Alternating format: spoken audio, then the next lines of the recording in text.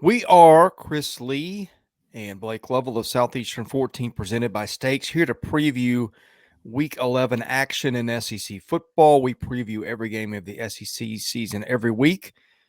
And right now we get to South Carolina's visit to Gainesville to play the Florida Gators. This game will kick off at 4 Eastern.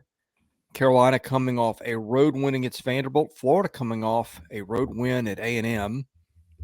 And these are two teams that have really, Florida certainly has gotten better the second half of the year. Carolina has been a little bit erratic. A lot of that depends on whether the Gamecocks are turning the ball over or not, which they did not a week ago in a win at Vanderbilt. Anyway, kind of an intriguing game here between these two teams that are SEC East rivals. Yeah, the second most unpredictable game of the week, in my opinion, behind Yeah. the whatever bowl we're gonna dub Auburn and A&M, but you'll be able to find that one on the channel soon. We'll come up with a name for that one. Yeah, I mean, I just think this is hard to figure out because I've said probably in recent weeks I've been pretty pleased with what I've seen from Florida.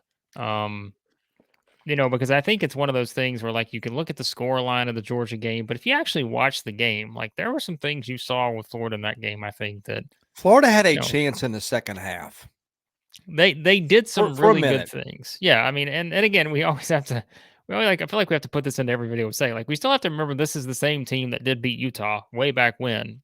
They found a way to do that, and we've seen what Utah is, I think still to this point. Like, this is I mean, it's just kind of one of those things that I think you have to look at. I mean, sure, they're 7-2, but like that's still a good win. And this team found a way to win that kind of game. We talked about the Tennessee game, like a pretty close call there with after that late score. Um, couldn't stop Jaden Daniels, but guess what? Nobody else Nobody can either. can. Nobody couldn't stop Georgia, but like Georgia, as we've seen, is flex their strength. And then I think just to go get the win at A&M the way they did, right? Yes, we know A&M, certainly had some issues coming into that game, but I think to win that game in the second half, just to put it away, win that game, found a way to win that Missouri game. I think Florida's done some good things in over the past little while here, and even in some of those losses. So I think you look at that for the Gators, like you said with South Carolina. I think they're still a hard team to figure out. Um, but you give them credit for taking care of their business last week against Vanderbilt after that disappointing home loss to Missouri. So, yeah, all that to say that this feels like a pretty unpredictable matchup here in the Swamp.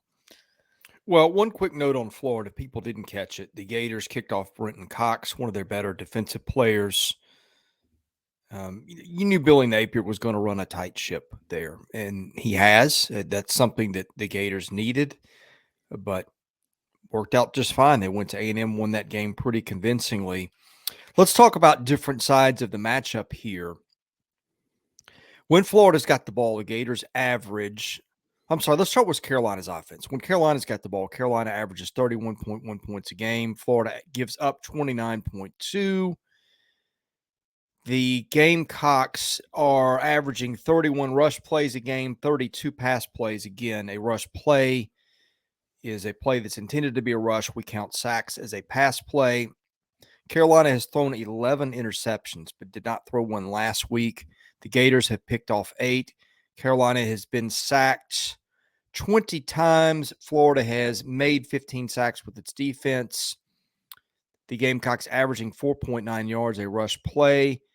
Florida's rush defense has not been good, giving up 5.2. Florida is giving up 7.1 yards a pass play. Carolina averaging 6.8.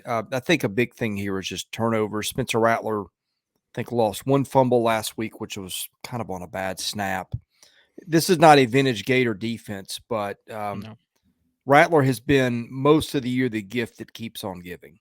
Well, and I was going to say, I say all those nice things I said about Florida, but the defense hasn't been great. I think any Florida fan will tell you that. The defense is not a vintage Florida defense, as you just said. That's one thing that still stands out about this group. And when you look at the overall numbers, um, you mentioned everything kind of ranking in the sub 100s nationally in pretty much I would say the top three categories in terms of yards allowed, pass yards allowed, rush yards allowed.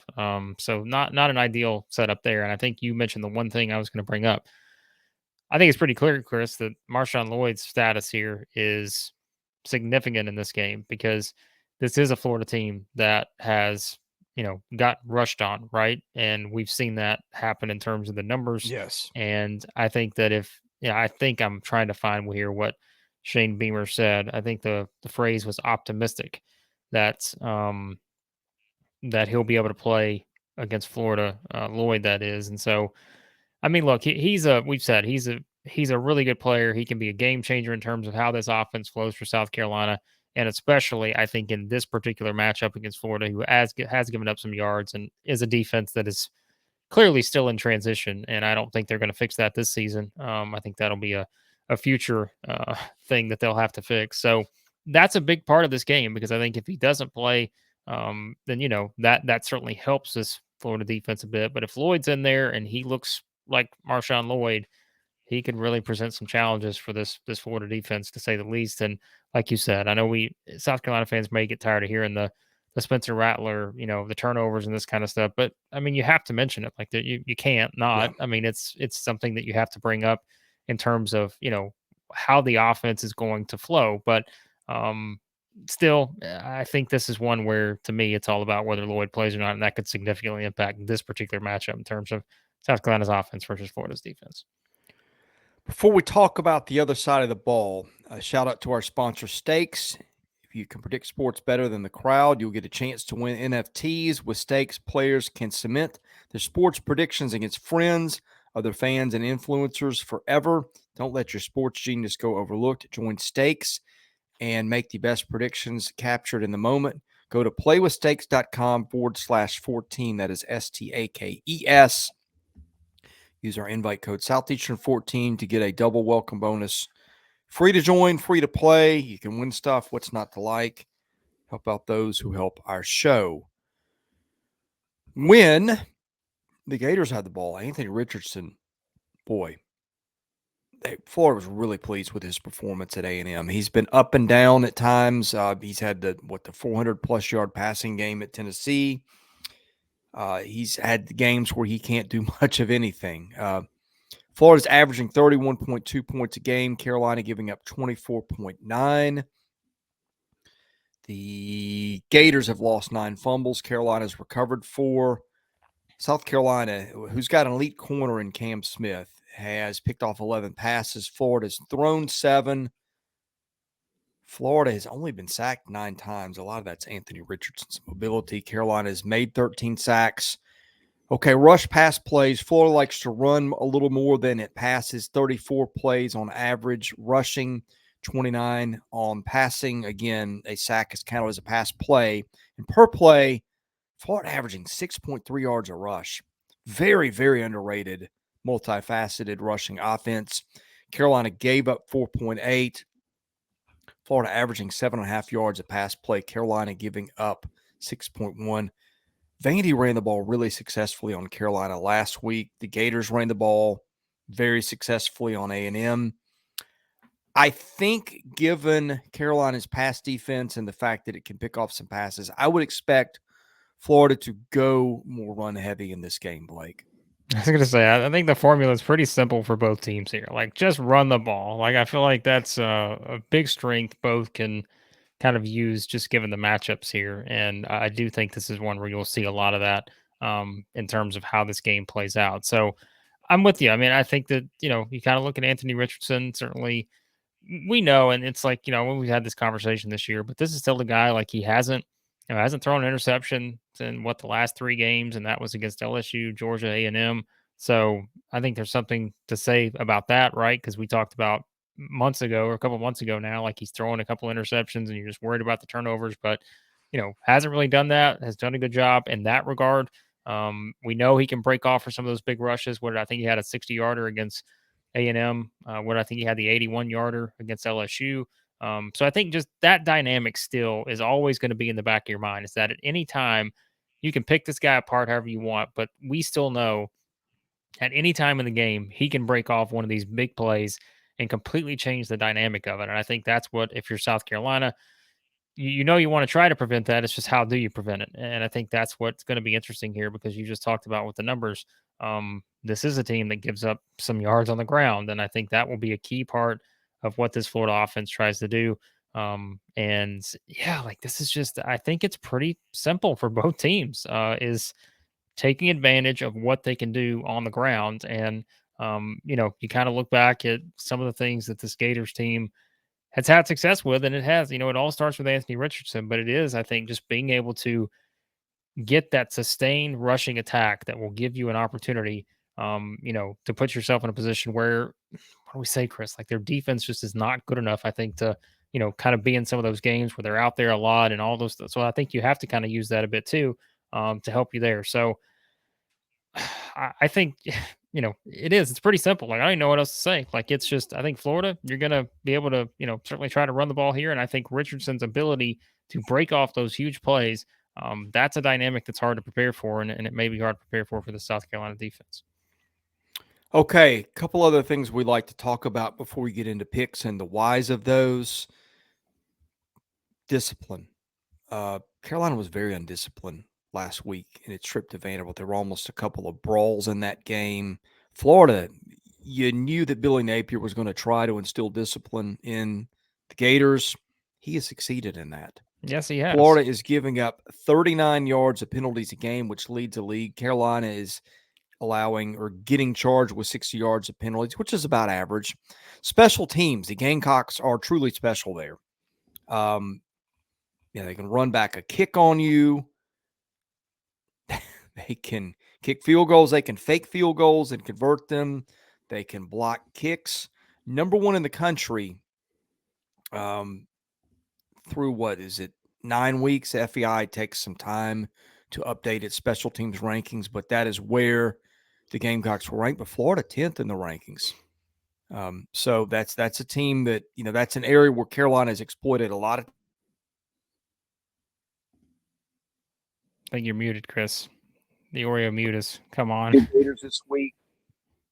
Yeah, I don't know what happened there, but in any case, I mean, we go to the line. Got Carolina is a 7.5-point favorite. 58.5-point over under. That would predict the final score 33-26 in Florida's favor. If you take the actual numbers of what the teams have done, Carolina would win 30-28 if you take the points scored, points allowed. So I don't want to put a lot of stock in that, but there that is. And the over-under based on what these teams have done would be at 58. Again, that number 58.5. So with all that stuff I just threw at you, I might be thrown in. What do you make of all that? Well, it's a lot. But I think that, I want to go to our friends at Covers, which you guys know by now I like to throw out, just kind of in terms of where teams are at and we're not professional bettors, but just from a trend standpoint, we like to give you some of these. The over 6-1 in South Carolina's last 7 road games. South Carolina 1-8-1 against the spread in their last 10 games following a game that they covered. So it's not a great trend. And really not a lot on Florida's side. The matchups, the over is hit 5-0 in the last 5 meetings between these two teams. South Carolina 3-0-1 against the spread in their last 4 games in Gainesville. So that's another thing worth noting. But I tell you, Chris, here's why I like Florida in this one. I just think that it goes back to what we said. I think this is a team that the score lines have been a little deceiving with them at times. And I do think that they've gotten better. And they're the home team here. If this was played in Columbia, would maybe even give the nod to South Carolina in the spot, just because I think it's, home field matters, as we've seen in the SEC in some of these games. And so I think I'm going to give the edge to the Gators because it goes beyond Anthony Richardson, right? I mean, think about this. Think about what they did against A&M and those kind of things that we know they're capable of. Like a Montrell Johnson rushes for 100 yards in that game against A&M. Trevor Etienne rushes for 80 yards. Richardson rushed for about 80 yards. So I think it's going beyond that dynamic of just seeing a team that can run the ball and has multiple options of doing so, especially at the quarterback position. I just think this, to me, feels like a really good spot for this Florida offense. And coming off again, a very, I know A&M had some players out and such, but coming off a pretty, impressive win to win the way they did, to win the second half at A&M. So I think Florida's got a lot of confidence here. Feels like they're playing better. I'll take the Gators here to win this one. Yeah, I'm with you. I like Florida to win. I think I like Florida to cover. Big stat here. Florida +8 in turnover margin. That is tied with Tennessee for number one in the league. Carolina -5. That is tied for the next worst mark in the league. Again, that game is where it is. I would feel a little better about Florida if it had any semblance of a defense, which it Yeah, that's doesn't. true. But I'm not crazy about Carolina's offense either. I like both coaches a lot. I mean, both coaches have gotten a lot out of their teams. I just think Florida has got an edge at quarterback. I know Richardson's not the most, you know, consistent guy, but he is very talented. Rattler has just been so inconsistent. Florida's running game too. I like the way the Gators are running it. Carolina really having trouble on the ground. Where last week against a very mediocre Vanderbilt rushing Say attack. Lloyd's availability is really important here because It is. if he doesn't play, I think you're certainly leaning more towards Florida. If he does play, he can do some things. I think the challenge is, like you said, very underwhelming Florida defense at times. So that's a big piece of this. So if I were you, I'd watch our live stream on Wednesday night. Maybe if Yeah. we have a little bit more clarity on his availability, because that could swing our opinions in terms of strong opinions one way or another on this game. So we like the Gators. We like the Gators to cover. What kind of game is this in terms of over under? Yeah, I don't know. Like I said, it's there's not really any of those kind of define. I think because we see the gaps on both defenses, right? And that always Yeah. can set up for a big offensive performance on each side. So I think this is a I wouldn't be surprised if both teams put up some points here, but I think again, for me, that goes back to Lloyd. I think Florida's going to score some points. Um, Yeah. I think it's just Lloyd's availability is just huge for South Carolina to put up the same. But then again, Florida's defense has not been perfect by any means, so they could still put up some points even if he's not at full strength. If Rattler has a consistent performance. So Yeah, I think I like the over in this one. But again, this is a check with us on Wednesday game. Thank you for watching. You can catch our preview of every single SEC game this season on our channel. Best way to catch that, hit that subscribe button. We got a lot of basketball talk coming too. We're doing this Monday morning. The season starts tonight. We'll cover basketball wall to wall. So thank you for watching our preview of South Carolina and Florida. He's Blake Lovell. I'm Chris Lee. We'll see you again soon at Southeastern 14.